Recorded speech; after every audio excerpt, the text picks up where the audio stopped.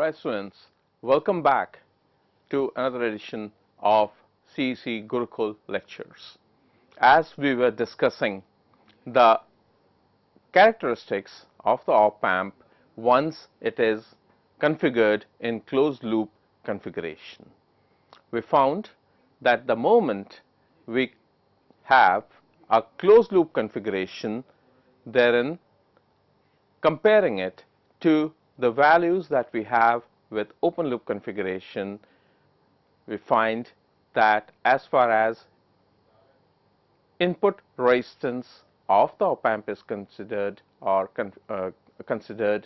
it is seen to increase for or show an enhanced value as far as closed loop configuration is considered. The moment, as we saw in our previous lecture, that the input resistance increases by orders of magnitude the moment we shift to closed loop configuration, wherein the op-amp is configured as in the non-inverting configuration. Continuing forward, it is important to understand that whether we are able to repeat the same values or obtained better characteristics for the op-amp in closed loop configuration. So right in front of you is the circuit wherein we are still using the op-amp in non-inverting configuration, and the feedback resistance is RF and the stabilizing resistance is R1. So repeating once again the salient points, we have in this case the voltage supply being affixed with, or the input voltage being affixed with pin number 3, which is the non-inverting input of the op-amp, and the feedback network is a negative feedback network is affixed to pin number 2. The feedback network consists of two resistances, RF and R1, and we see that it is grounded with the resistance R1. As we had noted earlier, in this circuit also, the feedback voltage would have its source at the output voltage of the op-amp, which is the V0. That V0 will drive a current that will pass through the RF, and that RF would allow the current to pass through only R1 and not go inside the pin number 2 of the IC. The reason is similar because the input resistance of the op-amp is very high, which is fixed between pin numbers 2 and 3. So in order to calculate the output resistance with feedback for this non-inverting op-amp circuit, we need to first switch off the input power supply of the op-amp. Since it is the output resistance in question, hence what we have done is we have short circuited the input power supply. We can also reduce it to 0 as shown in the figure, and then calculate the output resistance. So before going in for the derivation and looking at the equations, it is expected that the closed loop configuration would somehow give an output resistance value which is actually lower than the value that we obtain with open loop configuration. Only then does having a closed loop configuration make sense. So in this circuit, as we do the derivation, again we have the nomenclature as RO is the output resistance associated with open loop circuit, and ROF is the output resistance that one gets to see with the closed loop circuit. And as we do and as we solve the mathematical equations using Kirchhoff's voltage equation in the output loop, we find that substituting the values, we get the values as R1 V0 R1 plus RF.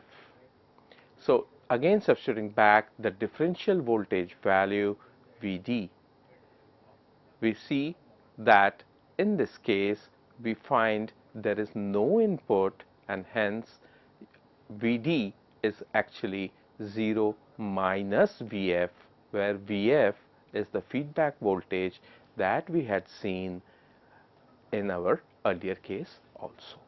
So Vf, as we had calculated from the circuit, was the feedback voltage across the resistance R1. That is because that voltage was being input to pin number 2, and since Vin in this case has been shorted out, therefore the input voltage at pin number 3 would be 0. So differential voltage Vd would be 0 minus Vf, and Vf itself has a negative value. That's because it is 180-degree out of phase with the input. So therefore, looking carefully, we substitute the value of Vf in this case, and going back we calculate the value of Vf as the total voltage associated with the circuit is V0. V0 drives the current that passes through RF and then passes through R1 before going to the ground, and hence the total resistance that one associates here is R1 plus RF. Hence the current flowing through the circuit, the series circuit, is I total is equal to V0 divided by R1 plus RF. Now the voltage drop Vf across R1 is equal to the total current flowing through R1 into R1 from simple Ohm's law. So that way we find that the Vd would be equal to minus of R1 into the total current, and total current is V0 divided by R1 plus RF. Hence, substituting back, we find that ROF is equal to RO divided by 1 plus AOL into beta. Now again, AOL has a very high value of the order of 2 into 10 to the power 5, and hence what we see that ROF has a very low value compared to R0 for the open loop. So that's because 1 can be neglected here since it is very small, and we are talking about 10 to the power 5 magnitude numbers, and hence ROF becomes small in terms of magnitude of powers of 10.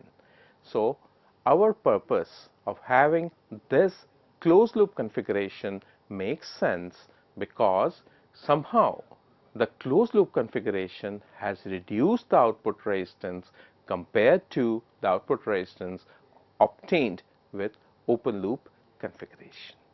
So therefore, we find that closed loop configuration makes sense. Moving on, we consider the bandwidth. What happens to the bandwidth of the op amp when we have a feedback? Now, first we need to understand what is the bandwidth of an op amp. The bandwidth of an op amp or any other amplifier represents the range of frequencies for which the gain of the amplifier, whether a normal amplifier a BJT amplifier, FET amplifier, or even an operational amplifier remains constant. That is, the component, the amplifier component gives us stable value of gain for all the frequencies that are input to it, for all the signals. So manufacturers generally specify the gain bandwidth product or give an idea about open loop gain versus frequency curve for an op-amp. And this is how the circuits are designed, wherein a stable gain is the major requirement. So the range of frequencies, there is no amplifier in the world that is able to provide a stable gain for all the frequencies ranging from 0 Hertz to about gigahertz. So it has to be done in stages. All amplifiers give you stable output, but that stable output is meant only for a range of frequencies. That range of frequencies constitutes the bandwidth of that amplifier. So for this amplifier, which is the op-amp in this case, we need to see whether the closed loop configuration gives a better bandwidth, a higher bandwidth, a greater bandwidth compared to the bandwidth that one obtains when it is configured in the open loop configuration. So here goes. For the 741 IC, there are many versions of 741, 741A, 741C, D, E. Some are military grade, some are meant for low current applications, some for high current applications. So 741C is the one that we generally prefer, or 741A is the one that is preferred in college and school labs, so that students are able to configure it, design it for performing practicals. So the product, the gain bandwidth product for 741 is a constant with one single break frequency. The break frequency is the frequency at which the gain, that is the open loop gain, becomes 3 decibel lower than its value at 0 Hertz. That is a standard definition for this provided by the manufacturer. So as we can see that gain bandwidth product is always a constant for an amplifier. That simply means higher the gain, lower the bandwidth. That is common sense, because higher gain means the amplifier can specifically amplify only a narrow range of frequencies. Lower the gain, more the bandwidth. So hence the manufacturer provides an idea about unity gain bandwidth, which is a standard worldwide, wherein the amplifier gives a gain of 1, implying that whatever is the input is actually the output. So unity gain bandwidth is a constant quantity. So with that, we find that again the bandwidth for open loop configuration and closed loop configuration need to be compared. So in this case, the syntax used is FF, that is the frequency bandwidth with feedback, and F0 is within the open loop configuration. So the final equation tells us that FF is equal to F0 into 1 plus AOL beta. So it is again pertinent to note that AOL, being a very large quantity, gives us a very high value of FF. So FF is 1 plus AOL beta times more than F0. Hence, it is seen that with closed loop configuration, the bandwidth of the op-amp increases by many orders of magnitude, and therefore which is a very welcome step for designers like you and me, because closed loop configuration is able to solve most of our problems as far as open loop configuration is concerned. So summarizing, we can see that with closed loop configuration, the input resistance of the op-amp increases, which is in our favor. Number two, with closed loop configuration, the output resistance of the op-amp decreases, which is also favorable for us. And finally, with closed loop configuration, the bandwidth of the amplifier increases many a time compared to open loop configuration, and hence this is also favorable for us. So thus far, with closed loop configuration, all three critical parameters that one associates with op-amp actually get enhanced. So therefore, closed loop configuration is better compared to open loop configuration, and as we'll see later that closed loop configuration is the one that is preferred for designing active amplifiers, and open loop configuration is only used for with op-amp for digital application purposes, wherein the amplifier is configured to operate only in plus saturation and minus saturation modes. Moving forward, we need to see how the slew rate and CMRR stack up with closed loop configuration. Before moving on to the slew rate, we need to see that the same results are also obtained for closed loop configuration. The amplifier can also be configured in inverting mode. Thus far, we had seen that it was configured in non-inverting mode, but it can also be configured in inverting mode.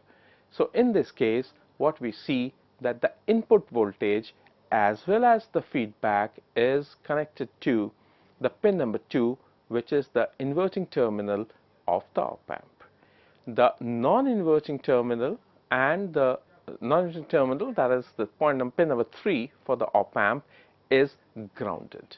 For simplicity and calculations, it is in this figure it is shown that 3 is grounded, whereas in actual applications the pin number 3 needs to be grounded via a resistance which should have a value that should be a parallel combination of RF and R1.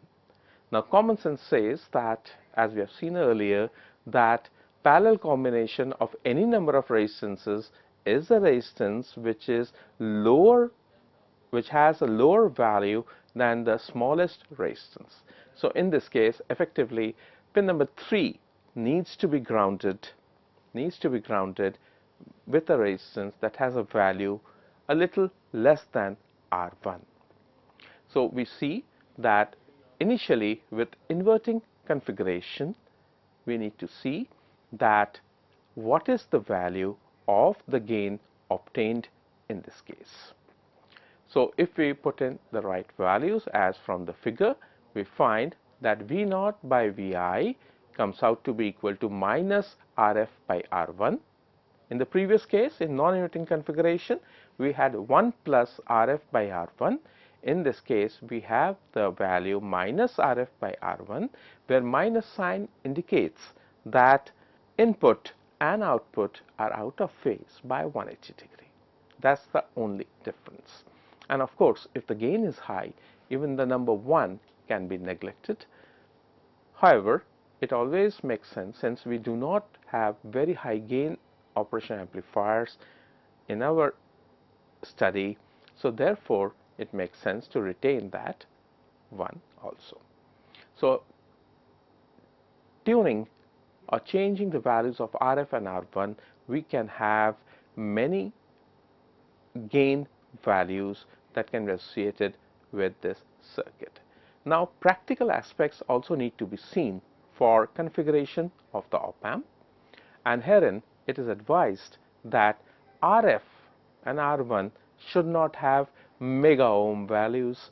That's because mega ohm and parallel combination may somehow, affect the input impedance of the op-amp. Also, RF and R1 should not be having very low values of resistance in terms of ohm. That's because, again, a very low value of resistance would allow or force the op-amp to conduct very high currents. Now, both these cases need to be avoided. Kilo ohms, higher level of ohms, lower value of mega ohms, everything can be used in order to get stable output from the op-amp. So, again, looking at non-inverting amplifier and inverting amplifier, we find a typical application of the op-amp as in voltage follower. In the circuit, as you can see, the feedback is directly connected to the inverting terminal of the op-amp, and there are no resistances involved, so it has a unity gain, and input and output are directly related, wherein the output just follows whatever changes happen at its input, which is the pin number 3. Hence the name of the circuit, voltage follower. These type of circuits find a lot of applications in matching the resistance or input and output impedance values. Hence the voltage follower. So, moving forward, we can see that if we need to make a differential amplifier, that means the input voltage is provided to both the inputs, that is pin number 2 and pin number 3, then the circuit would look somewhat like this as comes on your screen. Herein, it is important to note that the feedback is always connected to the pin number 2, which is the inverting terminal of the op-amp, and together with the input voltage, whereas the pin number 3, which is the non-inverting input of the op-amp, it has the input stabilization resistance R1 is also affixed with it. We need to move forward and look at the slew rate. As we understand, the slew rate is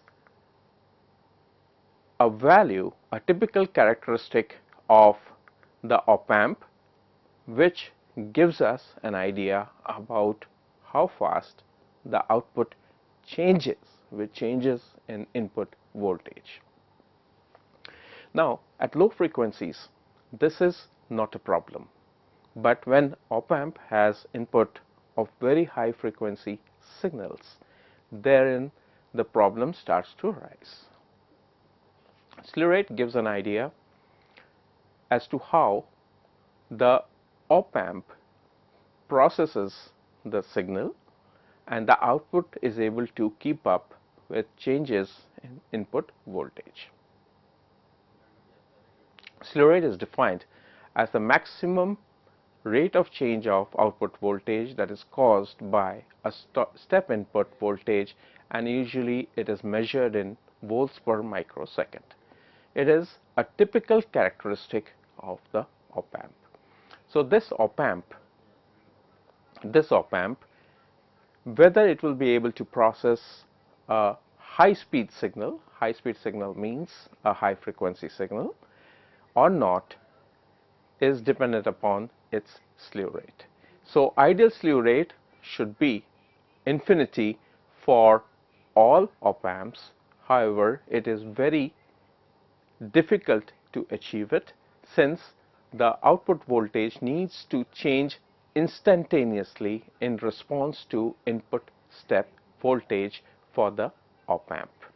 So, in this case, whenever we need to process high frequency signals like the ones used in clock signals or clocking of computers, we need to have specific op-amps associated with it. Otherwise, there is always a lag between the changes in the input and changes in the output. Now, this lag is very critical because sometimes for some experiments, changes occur for very short period of time and the op-amp is unable to process the same at this point. So, therefore, what makes sense is that choosing of op amps is very critical for applications that are in order for the experiment. So a fast signal, for fast signal, a fast op amp is to be chosen, whereas for normal signals and slow signals, a 741 would be enough. So more of this, more of the applications of op amps as a summing amplifier and as subtractor, as a differentiator and integrator would be there in next couple of lectures. So please stay tuned, and thank you so much.